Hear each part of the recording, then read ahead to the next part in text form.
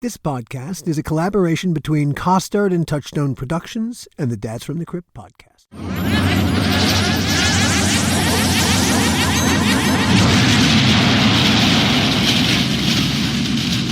CCPD, this is Marlboro State Police. Dave, Kurt, are you there? Over. Jack, we need your assistance. The town's gone crazy. People are being killed. Over. What's all these reports about circus clowns? These clowns aren't people. They're some kind of creatures, things from another planet. Look, Jack, they're killing people. Officer Mooney is dead. I know I saw it. He was killed by one of these things. Could you send all available units immediately, please? Over.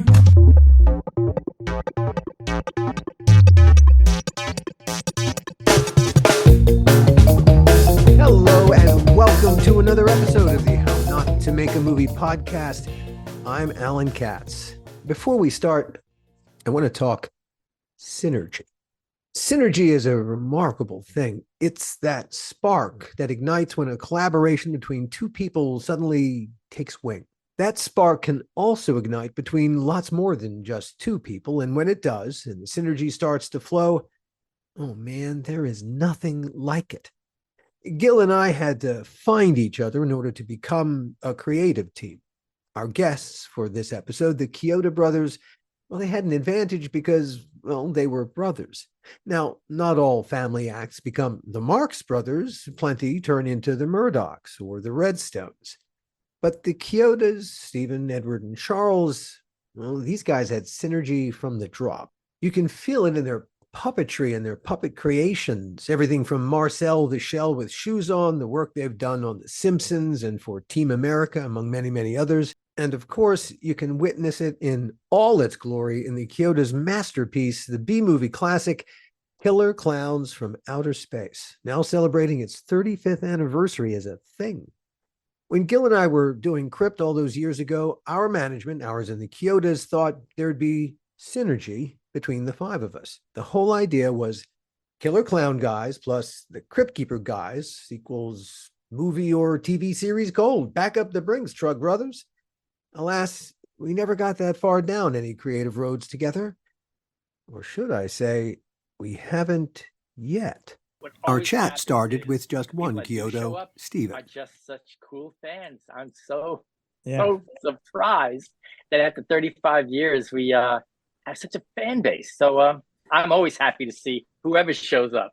Was there ever, now with us, what Gil and I are experiencing with Tales from the Crypt is a resurgence. Yeah. And, you know, there was a long period when I can tell you, as someone who was looking for work, Gil was always gainfully employed. As someone who was looking for work, there was a lot of years when Tales from the Crypt was a fucking anvil around my neck. It's like, that's In what it? way? That's it? Oh, that's it? Yeah, Oh, well, they look at me like that was 1,000 years ago. well, I have a similar issue. I usually say Killer Klowns is my first feature film. Then I say it was my only feature film. And we've been trying to get a feature going since for 35 years now. So yeah, we all have our albatrosses.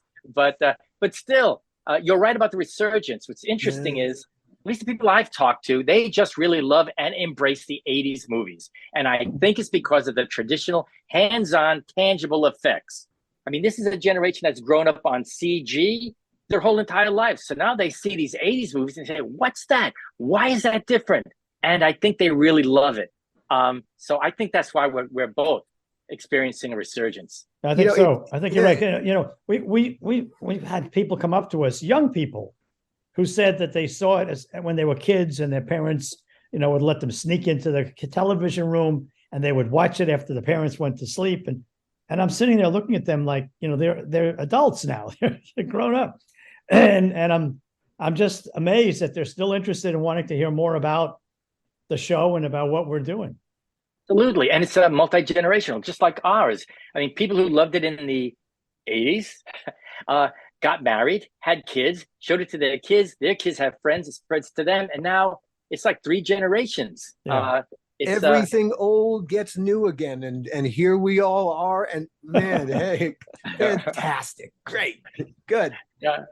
Yeah, I know. I wish we had this success when I was younger. But you know what? Oh, you would have wasted it. It would have been wasted on you. Now you're older and wiser.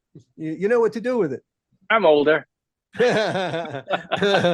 about our careers in between time. We've been pitching and pitching and pitching all these years. It's not like we haven't been inactive, and we've come really, really close to some things, and things just kind of fade away with that that phenomenon called musical chairs in the creative development departments of every studio. Yeah. But we managed, and I think we called you guys. We were developing something at Nickelodeon. We had like a 3-show deal there. And we did something we called Squid Zone, which was like the Little Rascals meets Monsters, modern day. And it was a team of sci-fi geeks. You guys, the term squids? That's what they call the convention geeks. Yeah. And it was a bunch of little geeks who were fighting monsters in their hometown. And we were developing it Nickelodeon. And, CHIODA Brothers, we're like kind of writers, but we're not writers, like showrunners. So we were always looking for somebody. And I think Edward might have talked to maybe Gil, I think it was. I don't know. That's why I wish Edward was here.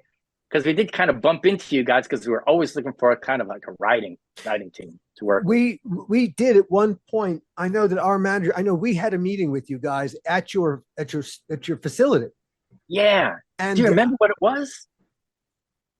I don't remember what it was, but it was a long time ago. The thinking was, we like a mixture of horror and comedy. You like a mixture of horror and comedy. Surely there's some synergy that can be made between this, this guy and this guy, and you could have something miraculous.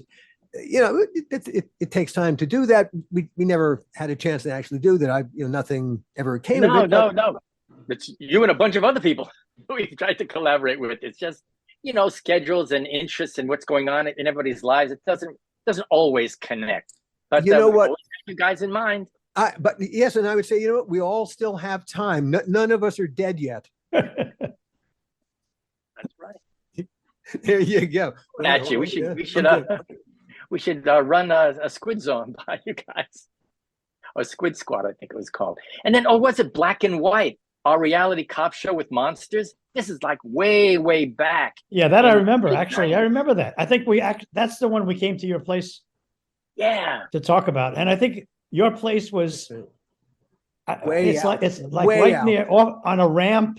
The ramp went over to Burbank, and you took the street going down. Yeah. And you were right on the right side of that ramp.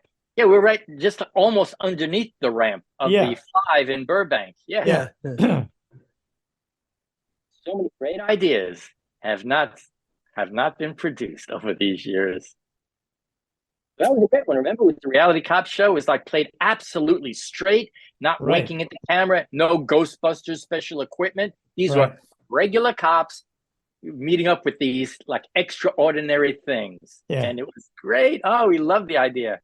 But, funny, now that you mention it, it is flooding back to me. And suddenly I remember, I remember you guys pitching the idea to us.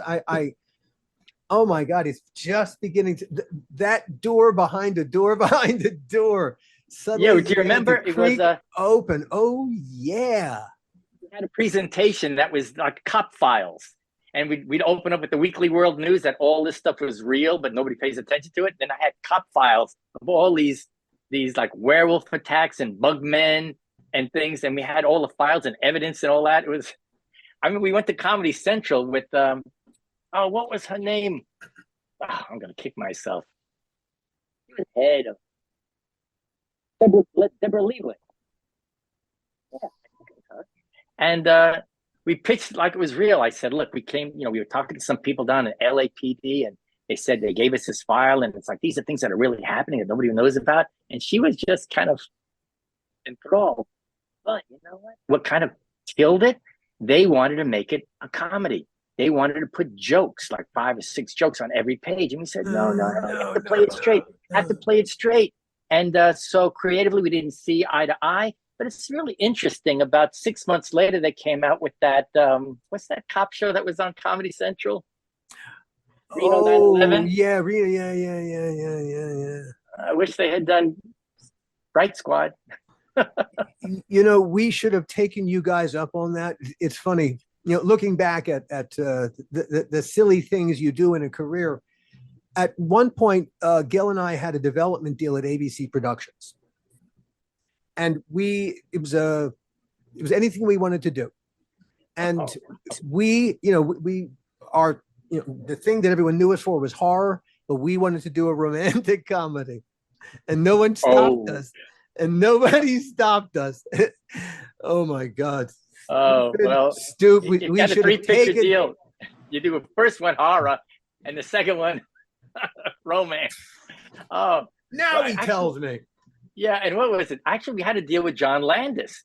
I was working with John on The Stupids. We were doing animation effects, and he saw we had like our little demo for Fright Squad on it.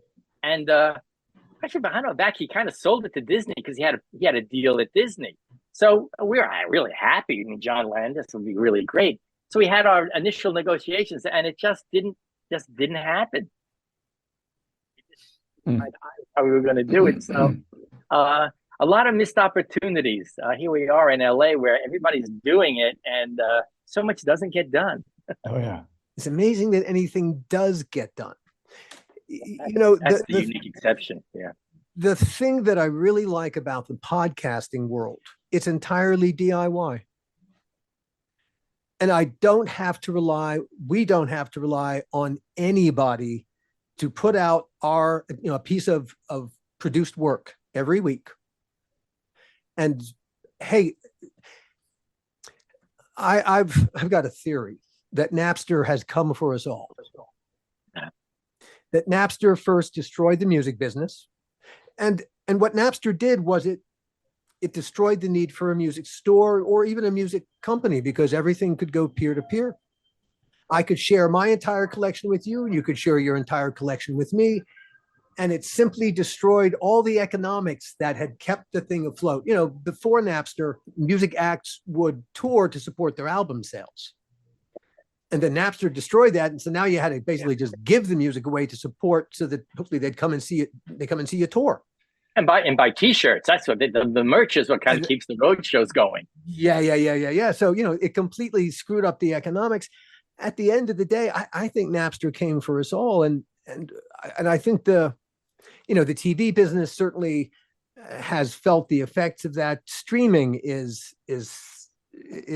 has a kind of a peer-to-peer quality to it in a strange way. At the end of the day, I think the convention business is peer-to-peer. Yeah. And that is our fans' opportunity to come and really to tell us person to person what we've done, and how much they've enjoyed our work in their lives. And it's how a lot of the future of the business is going to be. It's going to grow out of that peer-to-peer relationship. Well, I think so too. And I think what I liked about it was it democratized filmmaking. Everybody now has an iPhone, which has a 2K, 4K quality that we have at our studio. So now everybody, and I think everybody's an artist, everybody can create. Now we're seeing a greater variety of things done by people out there. And it's really exciting.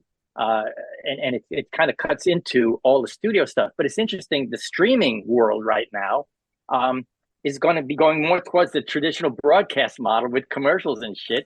Which I think, it has to. The young people aren't going to go for that. They're going to go for the podcast. They're going to go for the homemade entertainment you guys do. And you mentioned conventions. That's going to be your way to get to them publicly. So you'll go on tour at the conventions to support the stuff you do on your podcast. So I think it just puts more power. You don't have to talk to an executive. You don't have any rules or regulations. You do whatever the fuck you want. I think that's great. There are a couple of filmmakers who were beginning to reacquire the rights to their stuff. And rather than, sell it, having to get pennies from the man, if you want to see their stuff, hey, you just go to their site and it's peer to peer. People always talk about like Killer Klowns.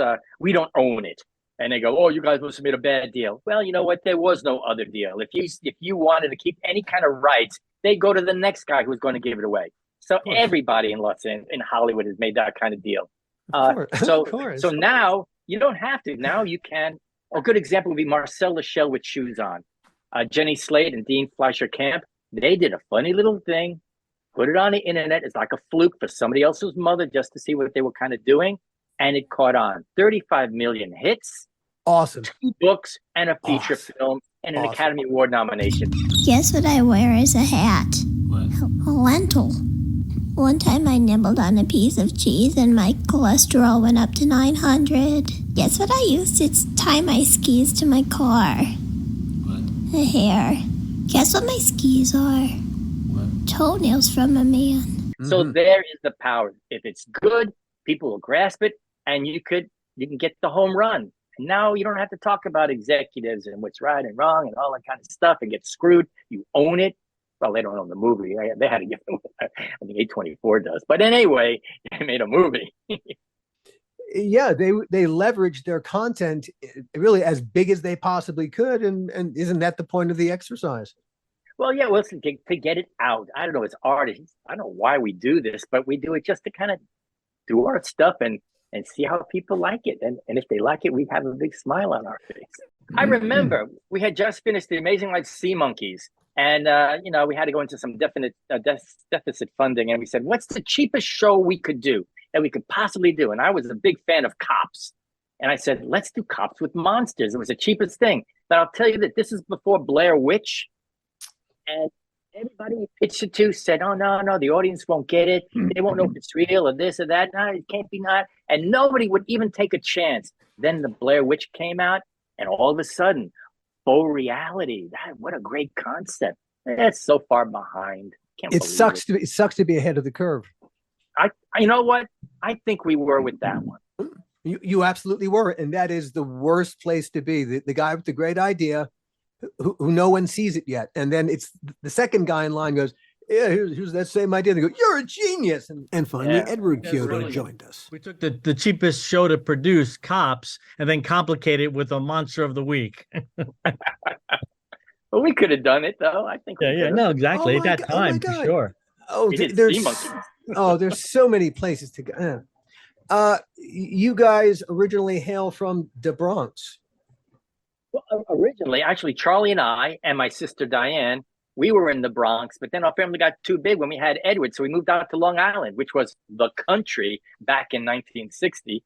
So we went to the wilderness. Wait, go back. Where in the Bronx? I guess Gun Hill Road. Oh, yeah. Down the And street from do you remember Freedom Land? Yeah, I do. Yeah, we were down the block from Freedom Land. And where in Long Island did you go? Deer Park in Suffolk County. Sure. Right smack in the middle of Deer Park. But it's pretty nice out there. That's really nice out there. Yeah, it was a great place to grow up. There were more trees than houses when we moved there. Right. It was great. Did you guys grow up as film buffs? I mean, when did movie making, or was it what? God, where to begin? Was it monster movies first? Do you guys even think of yourselves as horror movies guys? How do you think of yourselves? There's a gap between. This sounded like Edward a and therapy I. session. Yeah, it's really. What's wrong with you? Please start It's not explaining this now. much. Actually, Edward has a different story than I do. It was always with me and Charlie, pretty much. I speak for him. It's been monster movies. I think we saw King Kong, the original King Kong, when we were very, very young. I was like 5, maybe, and it really left a big mark on us. I mean, me especially, because we had these elevated train tracks right down the block from where we lived. And when I saw King Kong rampaging through New York and tearing apart the trains, it was really surreal for me. We love dinosaurs, but seeing Kong in our neighborhood just left a big mark. Sure. So that was it for me, and it was always monsters. And we would see How Godzilla. how old were you at the time that you saw King Kong? About 5. Very I was impressionable. born in 54, and we moved out in 1960. So it was like 3, 4, 5, and maybe 6, somewhere around there. But Edward grew up on Long Island, and he had a different. Yeah, I Yeah. mean, again, I was certainly fascinated by the monsters, caught the monster bug early as well. But probably my life-changing incident was my dad took me to see 2001: A Space Odyssey in 1968. I don't know what you're talking about, Hal. I know that you and Frank were planning to disconnect me. And I'm afraid that's something I cannot allow to happen. I always loved movies, but that one just was different. It just impacted me, and at 8-year-old, I was just kind of overwhelmed by the sights, the sounds, the overall experience. And it just kind of hit me that movies are more than just like little romps, little fun things. I mean, I'm articulating it in a much more sophisticated, not really, way than I did at 8 years old, but it definitely impacted me that this was something that fascinated me and I wanted to do more. Mm-hmm. You wanted to, seeing it, you wanted to do it. Yeah. Again, and Charlie and Steven had been active making their own movies, and then I used to help out with that. I mean, there's an 8-year gap between me and Charlie. Charlie's the oldest. Steven is 2 years younger than him. So, different at that age, that's light years. But still, I was still there, active participant, watching and learning. Just that when I went off and started doing my own stuff, it was a little more, it was just like a slightly different take, but always fascinated by the effects, the visual effects, especially. Yeah, for us, it was a form of play. We had army men and dinosaurs, and we used to go down in the woods and the dirt and make little stories up. And then when we got an 8mm camera, when was the first time you picked up that 8mm camera? How old were you if you had that in your hands? I was about 10. I think the first stop motion I did, I was 10 years old. My parents bought it for like homemaking movies, home movies and stuff. Sure. And actually, Charlie, they got it for Christmas, and Charlie went up into the attic when my parents would hide the gifts, and he saw it like a month before we actually got it. So he and I were planning movies. We were saying, "Oh, let's make a movie," and we had like little rubber animals and army soldiers, and we were going to pull them by strings to animate them, because we didn't even know what animation was until we, got a camera. But it's funny, film was a part of our existence even from when we were born. Our grandfather had a 16mm. We would film all the family events, anniversaries, engagement parties, baptisms, weddings, Christmas, Thanksgiving. And whenever the families got together, he would bring out the 16mm movie projector, and we'd show the home movies. In fact, actually, we have our Uncle Fritz, his 16mm projector, which was the workhorse. That's the one we had. And he was a tinkerer. He would modify it. He had like a rheostat on it. So whenever you touch Uncle Fritz's projector, you would get a shock.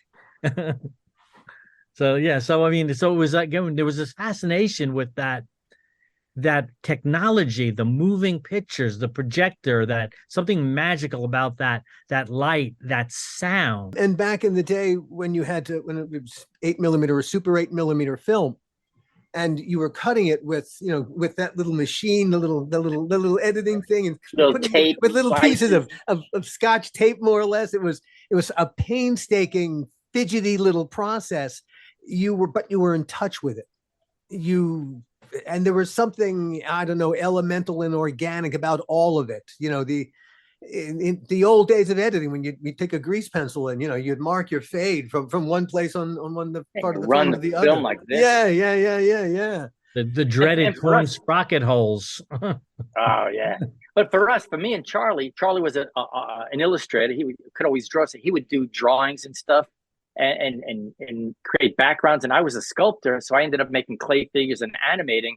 So we kind of complemented each other in different ways to make films. And then we invented techniques called, we did forced perspective. And we didn't know anything about movie making, but we kind of, in our own little hobby way, our do-it-yourself way, created matte paintings. We didn't paint on glass. Charlie would paint something on a mat board, and then we'd cut out the negative space, and then we'd hold it up in front of the camera. So we'd have these gigantic mushrooms, and we'd walk through a mushroom forest. We didn't know that they did it with glass. We didn't know so much. And I think you'll find that's the case with a lot of, like, especially stop motion animators.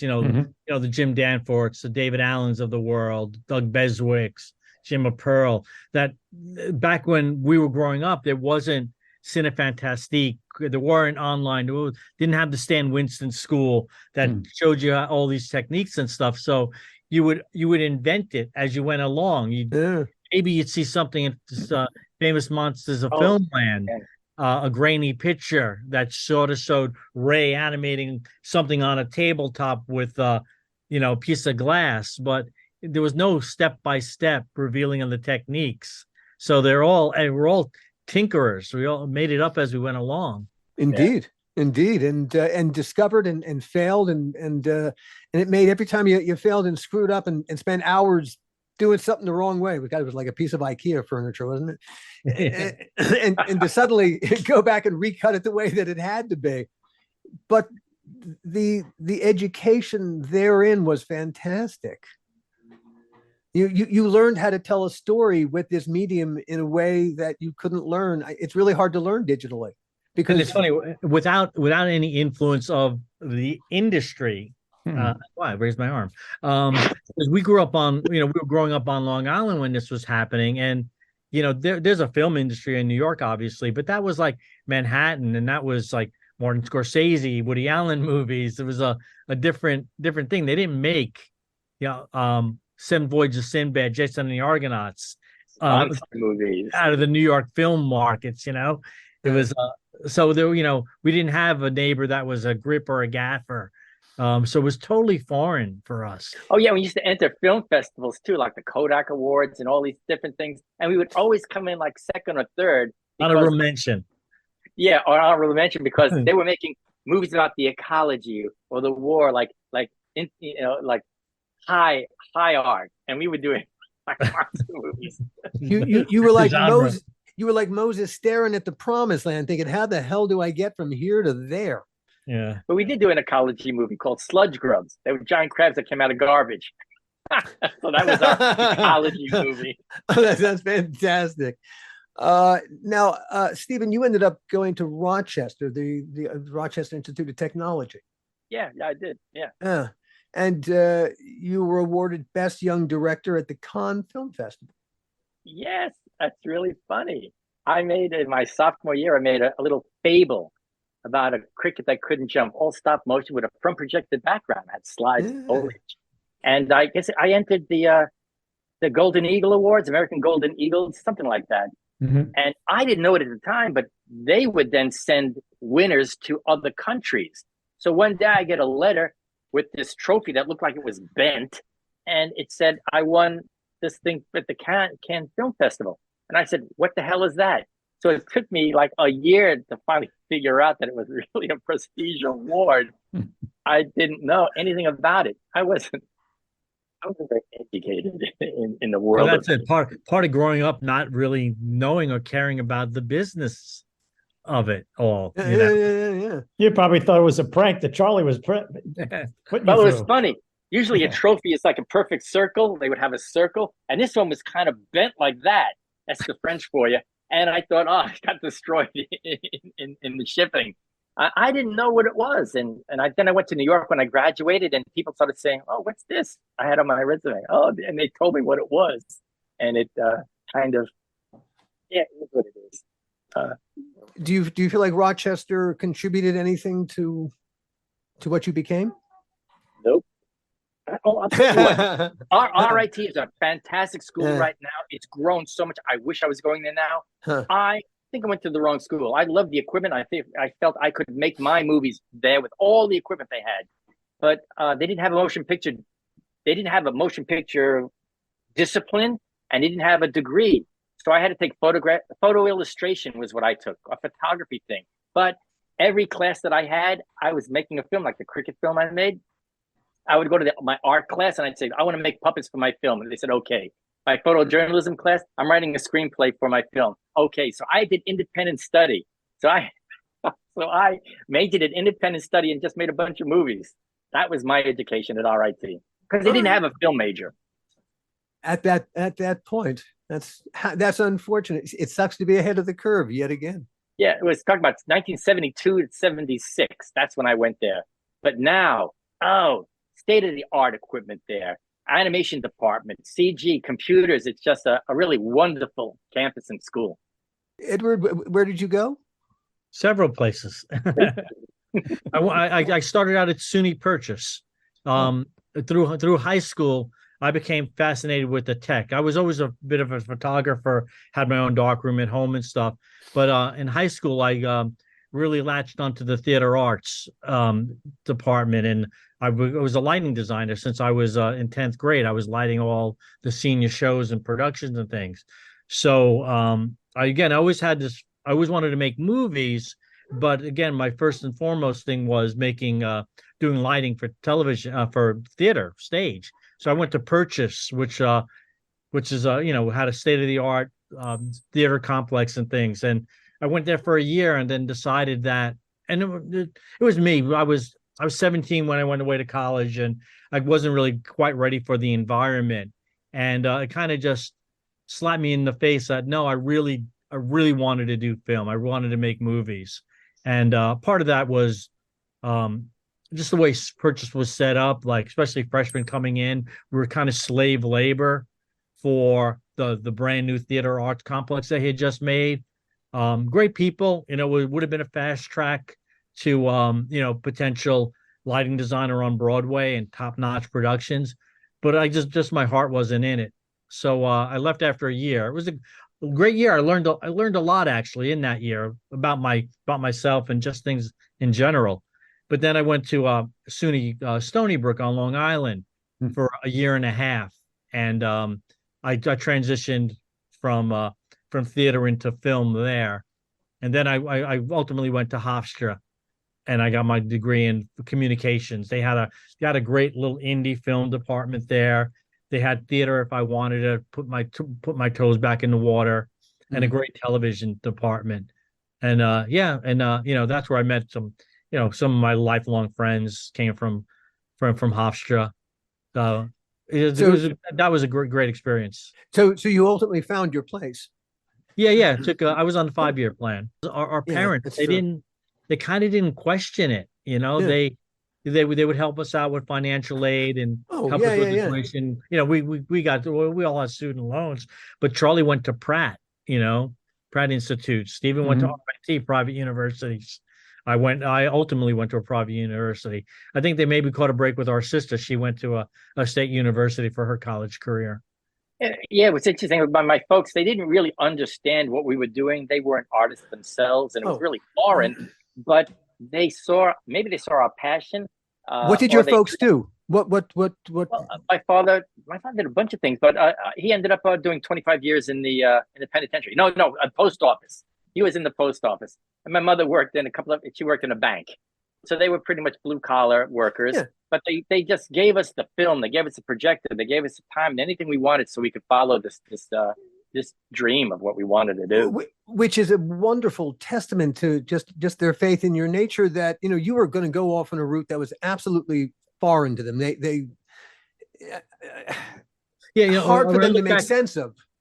I looked when we were clearing out the house. I was looking back through some of my dad's stuff when he was younger. He definitely had an artistic side to him. We would look at his school notebooks. They were impeccable. The note taking, the diagrams and stuff, added color here and there. So there was a presentation quality in him. He worked in the shoe line before he worked for the post office. The plant he was working at, they went out of business. So then he got the civil service job. But even there, he was a cobbler. He was making shoes. So it's funny, but in their generation, post-Depression, World War II, very, very hard for them. Really, really hard for them to take a leap of faith where your work is concerned. And we all took a leap of faith. Yeah, we did. And they supported us. I don't think till the day they left us, I don't think they really understood what we did for a living. But it was really great. They did visit us at the set of Killer Klowns when we had a giant tent there. And I know my mom was just tickled pink with the actors that were there and everything. And I think they did have an opportunity to see that we actually were able to do something pretty big. I think we may have had the same parents. I had the same thing. They had no idea what I did for a living. But friends of my parents would say to my dad, "So what's going on with your son? What's he doing?" And my dad would say, eventually he would say, "Well, look, he doesn't ask me for money. I don't think he's doing drugs, and he seems to be happy. So he'll grow out of it." And where did you grow up, Gil? Where Yonkers. Oh, Yonkers. Yeah, it's right up the block from us. Yeah, just like the North Bronx, Yonkers. Yeah, we had relatives. Our aunt, my godmother, lived on in Yonkers. I try to remember the name. Olin View Avenue was the Bronx. That was Grandma's house. I'm telling you, we had the same parents. Yeah, yeah. Yeah. My parents never knew what I did for a living. Never knew. I once sat my dad down in my apartment in New York, and I said, "Look, here's my diary of what I do. So just pick a page, and I'll walk you through everything I do in that day, and then you'll know." I said, "That's a good idea." So we started. I go, "Look, I get up very early because I have some investors in Europe. So I talk to them first. So I got to get up early because it's 6 hours later in Switzerland, and then I do this. Yeah. And then I do this, and then I have lunch with this writer, and then I talk about that, and I try to get this over with to Joe Papp, and I want to meet Bernie Gersten about, and yeah. And I go through the whole day, and after I'm exhausted explaining this to him, I go, so now you get it? You know, you understand? He goes, yeah. So what do you do for a living? What do you do for a living? It was Laurel Place. Laurel Place, yeah. In Yonkers. Oh, yeah. My parents visited the set of Tales from the Crypt. In fact, my dad was Tales from the Crypt's medical consultant. Whenever we needed to do an effect that was especially ooky, I'd call him up and say, "All right, if we did this to the human body, or what would be a really disgusting disease that would look like," and my dad would fill in those lovely blanks. You know, some of my fondest memories were sitting with Todd Masters, our special effects guru, just with a pathology textbook. Oh yeah. Looking at, oh, that's really disgusting. Let's try to recreate that. My dad, in fact, in one of the Crypt Keeper segments, the Crypt Keeper, is operating or doing something to my father. My father saw every aspect of what I did for a living. In fact, one day on the set, our first assistant director, Lee Webb, gave my dad the job of, he was the remote cue on a doorway. And so, that's great. That's really nice to share. He saw every facet of what I do for a living, and he still couldn't. When his friends would ask him, I'm not quite sure what Alan does, though. Oh, yeah. He saw what everyone else did on the set. He had no idea what I did. Well, after he had that experience, he came to me and he actually wanted to replace Alan. And there were some serious conversations. That's funny. Yeah, our mom would get a kick out of visiting the set, like on Klowns. They came for the last week of shooting, and that's the week Royal Dano was on set with us. So that's, that was a name from their era. So that they got to hang with him, and she loved going down to Sea Monkeys, and she got to meet Howie Mandel.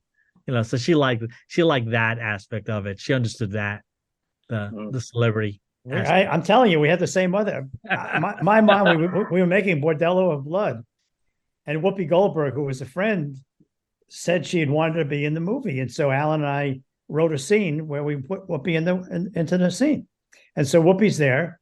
My mother's outside next to me near the monitor, and she's looking at the monitor, and she's going, "What am I looking at?" I said, "Inside, see that wall? On the other side of that wall is a set, and you're looking in there." And he goes, "What's that black girl doing there?" And I said, "She's in the show. She's in the show. I know her. That's that funny woman." And I said, "Yeah, Whoopi Goldberg." She said, "Yeah, Whoopi Goldberg. What is she doing here?" That's funny. Yeah. No. Never quite understood. She was a friend of ours, and she was doing us a favor. Yeah. When did you ultimately? I mean, did you come out to LA one by one, dribs and drabs, or was it a collective assault on the town? Actually, probably me as the pioneer going through things. When I graduated, I went back to Long Island. I was working in Manhattan for a little while, but I hated commercials. I had always told stories, and the last thing I wanted to do was animate little objects on a commercial. So a good friend of mine, Chris Roth, editor on Killer Klowns and Leprechaun, so many good, cool movies.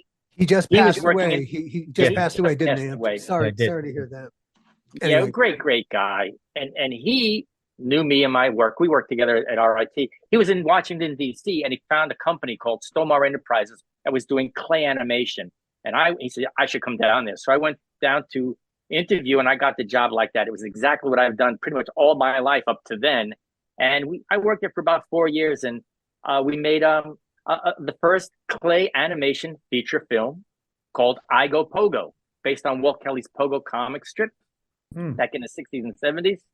And after that, there was not much going on. So, oh yeah, and I got Charlie to come down. I was down there with a bunch of people who had not really made movies before. Not that I made movies, but doing animation and stuff.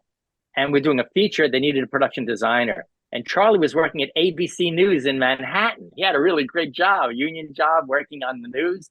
And I said, Charlie, why don't you come down here and let's make this movie? So he quit that, came down to Washington. So Charlie and I were kind of spearheading the creative on this feature. And when that ended, Mom understood that. She did not want him to quit. Right. Oh yeah, that's right.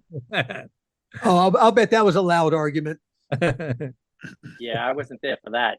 Am I frozen, guys? No, you're No. Okay, because my image here is. Well, anyway, the long story short, right. Charlie went down to DC, and again, Chris Roth, who was working down there, he went to California. And when Pogo stopped, there was nothing much else to do there, so we decided to go to California. And so Charlie and I went there in 1980, and then we started working for a company called Magic Lantern. Tony Dublin and some guys, they were doing the Jews in Space sequence in Mel Brooks' A History of the World.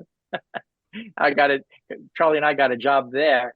And we started working as Charlie was a designer, a 2D guy, and a painter of prosthetics and stuff. And I was a sculptor and an animator. So we were getting a couple of jobs in LA. And all of a sudden, people started liking our work. And we kind of branched off and started CHIODA Brothers Productions as an effects company with the idea of making films. We were always writing and creating stories and stuff. And we were trying to get something going. And then Edward joined us while we were on set for Albert Pion's Sword and the Sorcerer. We made the Crypt of Heads, and Edward came from the airport, went to Bronson Caves, and was immediately thrust into the cave to puppeteer this giant Crypt of Heads. It was August 25th, 1981. Wow. My 21st birthday. Yeah. And then we collaborated. And just through word of mouth, we never really advertised, but we had a style.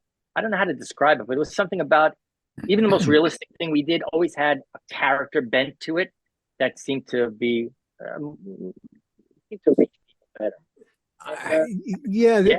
There's a flavor of whimsy. I don't know what it is. It was really quick. It's really funny, really quick.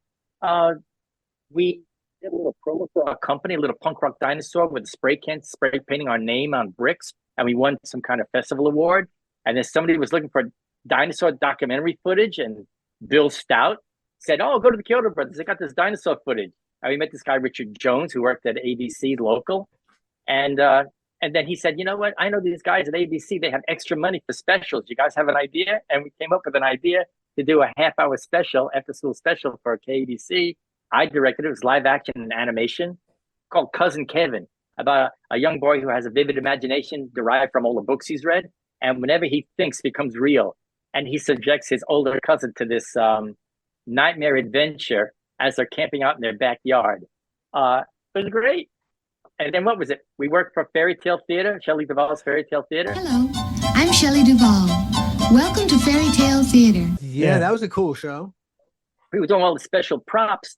And Fred Fuchs, the producer, said, "Oh, I know some guys who have some money for some films." It was direct-to-video days with Blockbuster and all that. And we said, "Yeah, we have an idea. Killer Clowns from Outer Space." So we went there and we pitched it in the room with a maquette that I made of a clown with a puppet holding a ray gun. And Charlie did a poster. We had a treatment and we sold it in the room. Killer Clowns from Outer Space. Wow. Awesome. I mean, how can you not sell that in the room? This is easy, we thought. This is easy. Yeah, we could do this. We sold it. How easy to make a movie. The only thing we learned, though, the only thing more difficult but selling your first movie is trying to sell a second one after the first one didn't make any money at the box office. Ouch. Damn. Yeah, some things take time to find their audience. Yeah, we're still out there, though. We haven't made that second feature yet. But, we've done everything else.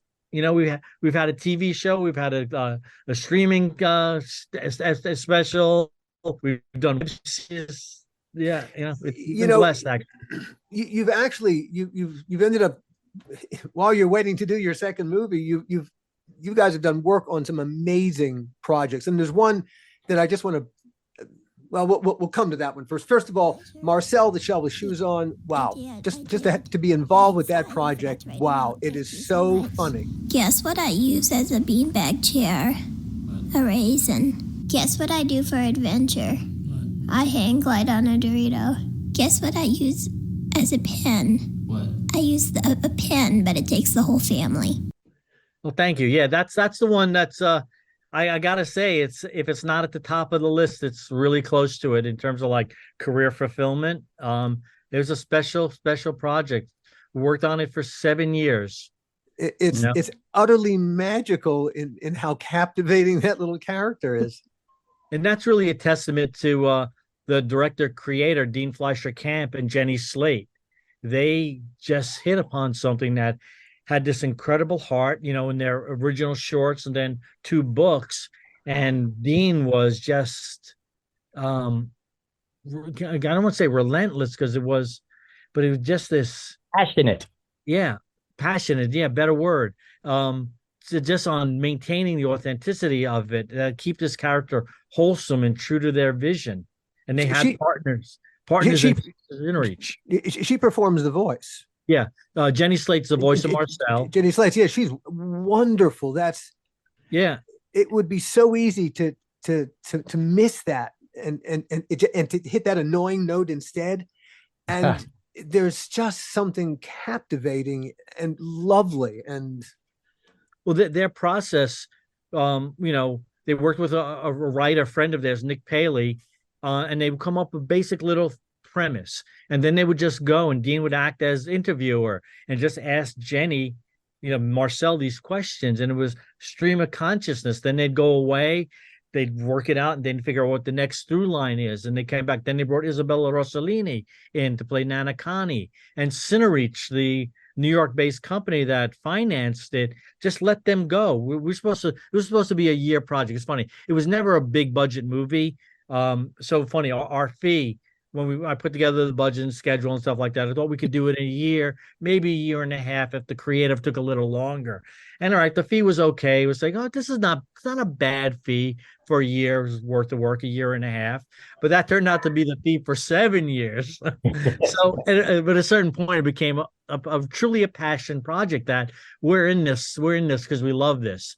And Cinereach just let them go. It took them a year to do that audio play portion. Then it took them another year to do the animatic component of it. And then our animation director, Kirsten Lepore, who's phenomenal, she went and had a baby. And then we were doing Alien Christmas for Netflix at the same time. So then we went and we made the movie 3 times. The animatic, we shot a live action version of it, and then we went back and redid the movie, putting Marcel in it all.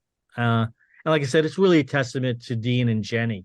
And Liz Holm. She was the producer that went to them with the notion that this had feature potential. And, she was the one that kind of put it all together, brought all the pieces together. The claymation sequences you've done on The Simpsons over the years are just fucking wonderful. What you making there, Gravy? It's a pipe bomb, Jobriath, for to blow up Planned Parenthood. I don't know, Gravy. I'm sick of your lack of faith. What gravy? Wonderful. Oh, every time you do one of the Gumby things, just doing that cloaky. Yeah, that was it. Whenever they would do a parody of, let's say, Rankin and Bass Holiday Special or Art Clokey's stuff, anything like that, they would come to us, and we would do a Simpsonized version of. We did a Wallace and Gromit parody called Willis and Crumble.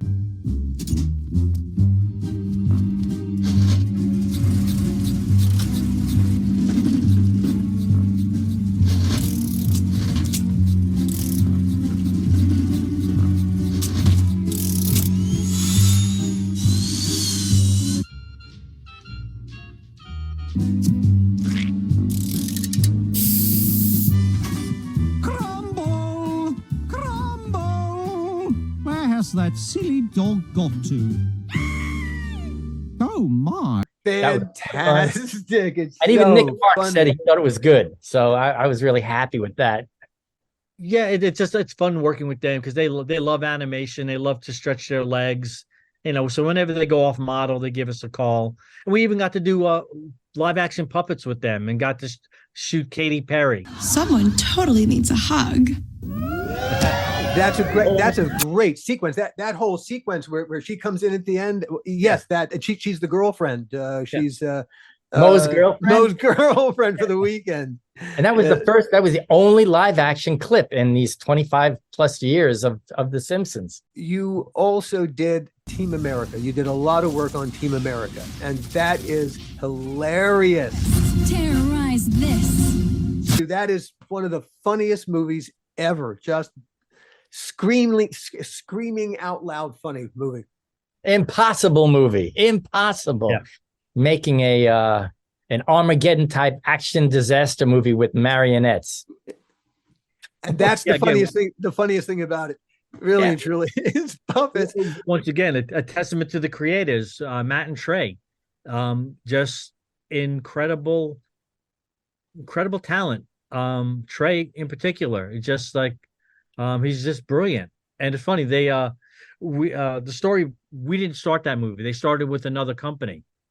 And they did a little test, like a 2-week shoot, and it didn't go well. The other company built beautiful puppets. They're friends of ours, beautiful puppets. But when it came to the logistics of production, mounting that production, it wasn't their strength. It wasn't what they did. So they came to us because not only do we do effects, but we knew how to run a production. We knew how to work. They knew we would be sympathetic for production because we had done our own productions. You were filmmakers in addition exactly. to being puppeteers, and that makes a huge difference. You know how to think with that hat on. Yeah, so they gave us the script, and we read the script, and it was fucking insane. The climax of the movie was on the Golden Gate Bridge with the Chinese army on one side, the Korean army on the other side, a school bus full of children on the bridge during an earthquake. And I said, okay, this is fun. This is gonna be really hard. I said, let us do an inventory of the puppets. Let's see how much you guys built, and let's talk about the budget. And so we went down there again. Beautiful technology, beautiful puppets. And my assessment was they had done 30% of the work, but it spent 70% of the budget. And so we said no. The good folks at Paramount wanted us to do it for the remaining money. We said no, it can't be done. Thank you. Good luck. We walked away. And then they came back and they upped the budget. And we said, still not enough. The things they're talking about are really expensive. Or they're going to do a rewrite. They're going to change it. They're going to pull it back. And when we said smaller bridge. Yeah, we just can't. Let's do something else. So we walked away again. And then it's funny. Then the head of production, Ralph Baksh's son, called us and said, look, I can't guarantee you more work, but I'm asking as a personal favor to me, do this movie. We'll work on your money, work on your fees. And he says, but I can't ever I'm not going to guarantee you, this is going to be open up all these doors and you're going to get all this work. But he said, what I will guarantee is that we're going to respect you. We're going to listen to you. And I'm going to make sure everybody on the lot knows what you did. And with that, it's kind of hard to say no. And we came up with a suitable budget stuff, and we took on the job, and it was 9.5 months of nonstop, the hardest we ever worked, even on our own production. The team doing this movie is unbelievable. I mean, between the CHIODA brothers and every single side of it. It's mind-boggling how many puppets are working sometimes at one time. I've seen some of the backstage how you did it, and it's just just to build the framework around the set so you could work and have, be able to work with free lines was an undertaking. Oh, absolutely. It was like mounting an army for every shot. Now you have a live action crew who's used to doing maybe 30 setups a day, and doing one or two because it just took so long to get this army of puppeteers on this gantry that was 15 feet tall, wiring all the puppets 15 feet, getting the monitors in place, all the headphones and everything. It's like a bunch of cats in a basket. And we were going so slow. And then we started to have 2, 3, how many units? Five at the end of the thing. And by the end of the shoot. Funny, Bill Pope, he would knock out the New York Times crossword puzzle before lunch. That's because we were so slow. And then we were shooting at a warehouse in Culver City. And then we shot on the Fox lot. So 2 separate units on 2 separate lots.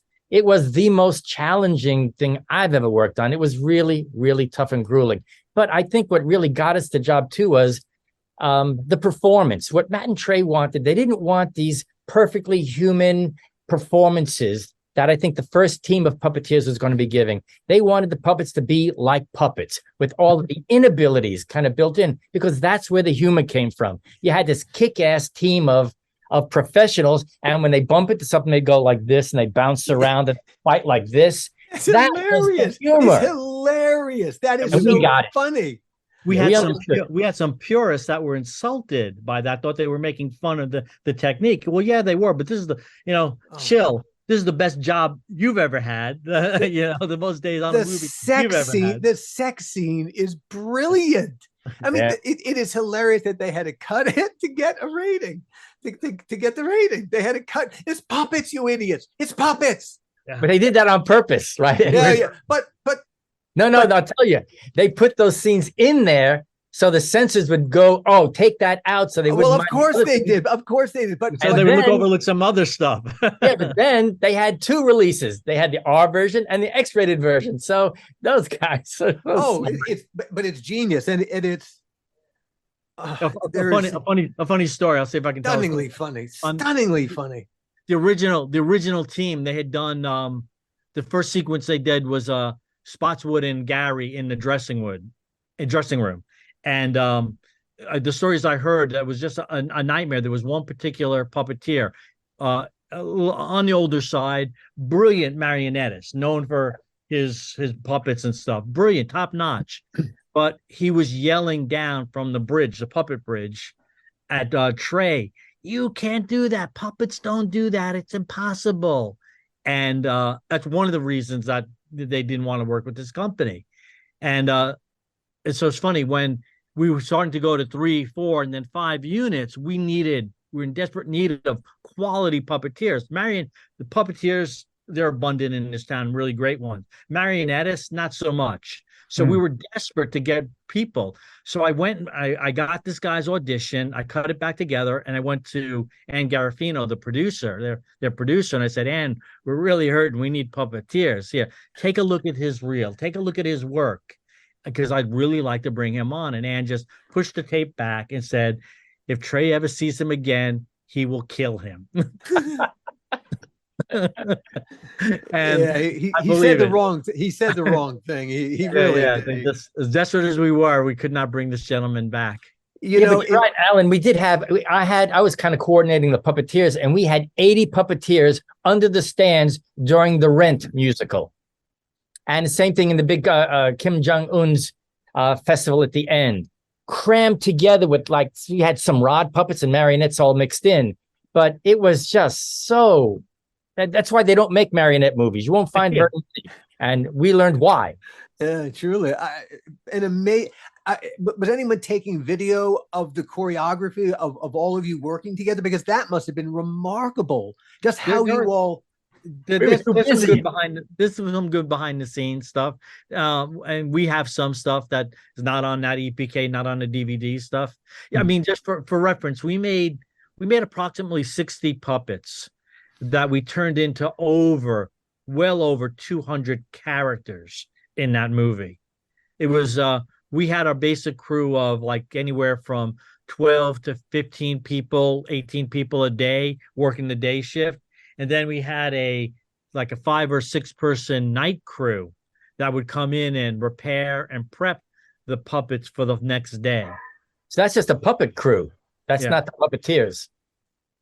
Yeah, and then we had because we were the puppets, they mounted it like a regular production. So typically, like when you do a special effect, you're responsible for everything of that character. You do the wardrobe, you deal with the props and stuff. They didn't do that on this. We were just responsible for the puppets and their performance. So we had a separate costume department, a separate prop department, and there was a whole miniature crew building the whole thing. So it's funny, but because we were doing the puppets and everything revolved around them, we had to wait for every other department to get their shit together and get it on the puppet. So we were always the last ones holding the bag. So we were always the responsible party. Why we're late? Why are we behind? Why are we ready? Yeah. Well, wardrobe. What's wrong with you? Yeah, wardrobe took an hour to dress this puppet. Or props there. The rig for shooting the guns wasn't quite ready yet. So we can never. We were always the last guys in the chain. And there you are pointing the fingers at everybody else. Oh yep. my God. It's funny, on the very, very first day of shooting, we had done a test shoot of the face-off sequence where they make Gary up. And we learned a lot from that. And then we went away. We adjusted the inventory of how we were going to do the puppets and stuff. But then the first day we were shooting, and we all show up, and none of us were ready. We weren't ready. Props wasn't ready. Wardrobe wasn't ready. Art department wasn't ready. And everyone was afraid to go to production and tell them that they weren't ready. We needed more time. And just when it came time to the shoot call, we blew the generator for the building and the power went out. I think it was my mother. I think my mother, Evan. It took a half day for them to bring a plant in and get it hooked up, and by the time they got it in, we had all caught up. Yeah, it's funny. Gil and I can have told horror stories on our podcast about waiting for special effects guys to have their shit ready. But at the end of the day, it's the work is great, and you make us look great. So inevitably we're indebted to you. Yeah, the reality is almost all the time we're working with prototypes, something that we threw together in the shop in a 6-8 week period. And it kind of works in the shop, but you don't really know. You don't have the time to dismantle it and then rebuild it for a functioning thing. Only on rare occasions, like the Rick Bakers, the Stan Winston's of the world got that luxury. Yeah, they have 6 months to develop it, and then that's their prototype. Then they build the hero. Real deal. So we're figuring out, and then so much, and then unless there's a principal in our effects shot, we're always relegated to last shot on a Friday night. But I do want to do a shout out to Norman Tempia and Dave Nelson. They were the designers of the original puppets that we kind of took over production. Norman worked with us as a puppeteer and a fabricator all through the production. Extremely talented guys, but I think it was just the performers that they were working with that was what got Matt and Trey a little under. Their work was spectacular, and Norman was a friend. We had worked with him quite a bit before, so when the production asked, would we consider having him on as a puppet supervisor, we said absolutely. We could definitely work with him. It was necessary because he knew the ins and outs in the construction, and he's really talented. So it was always a joy to work with Norman. He wasn't the puppeteer on the bridge. Where did the killer clowns idea come from? Well, I guess that was me. I was playing around with what is the most frightening thing I could imagine? What would scare the hell out of me? And I just started thinking, what could that be?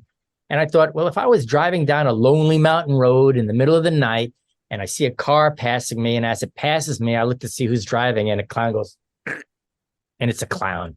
A clown being where it shouldn't be is frightening. In fact, it was Lon Chaney had that quote, "There's nothing more frightening than a clown after midnight." Yeah. And I think I tapped into that just unconsciously. And then we spun it into Killer Clowns from Outer Space. You're just adding more fanciful elements. What if the clown wasn't in a car? What if it was just floating out there? Well, that would make him otherworldly from outer space. Well, they're from outer space. What are they doing here? Well, they're here to kill us, of course. And It's a great title. Oh gosh, yes. I mean, and adding from outer space, that's how we know it's not a slasher movie. Well, that's it exactly, Alan. In fact, when they first tried to sell the film at Film Mart, they called it Killer Clowns, and we said, no. I mean, if you're disappointed with the film, you just got to look at the title. It's exactly what did you expect. Indeed. It's a strange thing. I know the clowns have names because you talk about them, but in the movie they don't actually have names. There's not a Groucho, a Chico, a Harpo, a Gummo clown. There's the big one, the big clown at the end. Clownzilla. Yeah, for reference purposes only, we needed to call them something so we could differentiate them and get when we wanted something on set, so we could track them from a continuity standpoint. But yeah, they were never intended to have names in the real world. And it's funny, and some of the names kind of trickled through, but for the most part, they're all fan applications. Why did you not give them names? Because in the context of the story, they weren't characters that needed names. They were this alien race of pulpy white slugs with markings that made them look like clowns. They were things. They weren't really characters. But again, this is the CHIODA brother thing. I don't know what, but they became characters like Shorty. We called him Tiny during the shoot. I mean, that's the fan favorite. Everybody loves Tiny, and they call him Shorty. Well, we didn't want to fight the fans when they wanted to do the Funko Pops. We said, go with what the fans call them, because they'd hate us if we changed it. But everybody loved that character because he was like. And it's not like the names we called them on set were like innovative and like Tiny, Fatso, Chubby, Bubbles, Slim, Killer, Stretch, Ozab. Ozab was Bozo spelled backwards. I mean, would you say that their personalities evolved over time? Yes, from the movie. I think people kind of get a different sense. Like Shorty, the fact that he was picked on by that bully. I mean, they love him because they feel sorry for him. Killer is the one. Is it Jumbo or Killer that gets mooned? Killer. We called Killer, and the fans call him Jumbo. That's the one that threatened, taunted the little girl outside the Big Top Burger, and the one that kills Officer Mooney. Yeah, not much thought went into. We just called him something. Yeah. Hey, I just found out. When the clown we called Ozab, we actually did kind of call him Bozo on set, but. Funny, Fangoria came by and did an article about the making of the movie, and they took a picture of it and they captioned it. Oh, this cozy fellow is nicknamed Bozo, and Larry Harmon saw it and threatened Trans World with trademark infringement, rightfully so, I guess. For a clown, he had no sense of humor. Yeah, no, exactly. Well, no, Larry Harmon, if you ever dealt with no, I heard it was all about the money. So they had to pay a go away fee, and I just found out David Arquette has bought Bozo the Clown trademark from Larry Harmon Corp. Oh, really? Yeah. I just saw that the other day. They closed the deal at New York Comic Con. Yeah, he likes puppets. He's a cool guy. Yeah, so that's interesting. So maybe a new life for Bozo the Clown. That's I don't know whether I like that or I don't like that. I don't. Yeah. I don't get clowns. Well, it's funny. I think he's gonna have resistance. I think there's this. I think, and we've got this from other people. It's not a thesis that I necessarily came up with. That there was always kind of people are always kind of uncomfortable. Clowns are not everybody, but a segment of the population has a little unnerved, uncomfortable by them. But our movie has brought that out in a public way, that it's cool to admit you're afraid of clowns. And people do not look at clowns the same way since our movie. I mean, you had Pennywise, but still, the Pennywise is a different thing. It's a shapeshifter. It's a different vibe, where now people don't trust clowns as like they used to. So he might have a little battle, unless he turns him malevolent.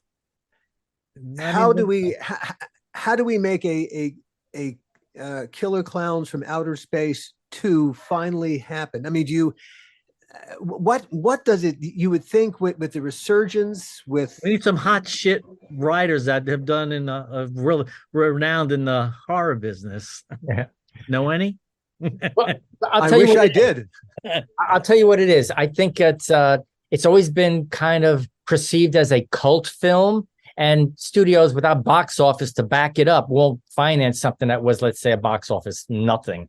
But now it's interesting. I think because of social media, has this resurgence because of the items and the merchandise. I think is driving it. You got Funko, Spirit Halloween, you got the album, you got a video game coming out, and I think the fans' interest, if they continue to enjoy and purchase all this merchandise, is going to show the powers that be that this is not a cult film. It's a pop culture phenomenon that they could then start to mine other things. So we think with the success of all of this merchandise, it's going to give us probably the leg up for the first time ever that there could be something going on. You remember I said that Napster came for everybody? Well, that's that's the Napster effect, because literally it is the ability of fans. You know, when you cast a movie now and you got to choose between 2 actors, you'll choose the actor with the better social media following. Yeah. Because they're going to bring more eyeballs to the project. Yeah. So we're hoping the video game will be kind of that real world barometer of what its reach is and popularity. You know, if it does well like we think it's going to, then I think we open up some eyes. Do you have a script ready? Have you do you have, if someone suddenly, if an executive suddenly had that flash of genius and suddenly went, well, we don't need to spend a fortune on this, but we could make, a Killer Klowns 2 for that number there and probably make a ton. No, we do have a script. We've been developing something all along, but we decided that we don't want to do a single theatrical movie. You put all this effort into a film, you have one weekend to prove its box office, and you don't know what you're up against. So all of that could just go down the tubes, and it ends up going on cable anyway. We are proposing a trilogy in 4 parts that is, and we've got one of the first scripts going, and it's an incredible arc. And we want to go to cable streaming. We want to have like a 8 to 10 part miniseries that we could really follow characters across a longer arc and really open up the world of Klowns, that whole universe. Because if we are merchandising it, we need to start feeding it with new ideas, new characters, new weaponry, new gizmos. And I think a feature film won't do it, but I do think keeping it on cable forever is going to launch what I think they feel is going to be the big money maker, which is merchandising. Yeah. Oh, considering how the world is, a streaming series paid for by subscription or ad dollars is neither here nor there, but this is great content for a streaming environment. You could go so many places, and the audience, these days, you'd want to explore all the different ways the story could go, and you can't. Who's got the time in a feature and the risk and demographics? It could be promoted on a specific streamer that caters to that genre. It's just it's so much more, deep compartmentalized these days in terms of what's available. Yeah, and it's going to be a bigger budget over the long haul, but I think that's money well spent. Instead of spending, let's say, the equivalent of the budget on marketing and promoting it for 1 week, I think to put that money into a longer arc, so it's going to be on TV longer, I think is better value. So this is what we're trying to sell. Yeah, better storytelling too, way better storytelling. Yeah, and there's a whole world that an audience would love. I think really would love to explore. Yeah, and I think young audiences, they don't go to theater that much. They watch it on cable or on TV. On their phone. They watch it on their phone, man. Yeah, So, really, truly, we're hopeful. Hopefully there is some clever person who wears a suit to work every day who was going to hear this and claim the stroke of genius was theirs. Take it, please. Claim the stroke of genius. Be a genius. For the first time, we're finally working with MGM Consumer Products. We have an arrangement with them where we consult and we're contributing to the consumer products thing, and it's vast. It's everything you can think about, publishing down to the widgets.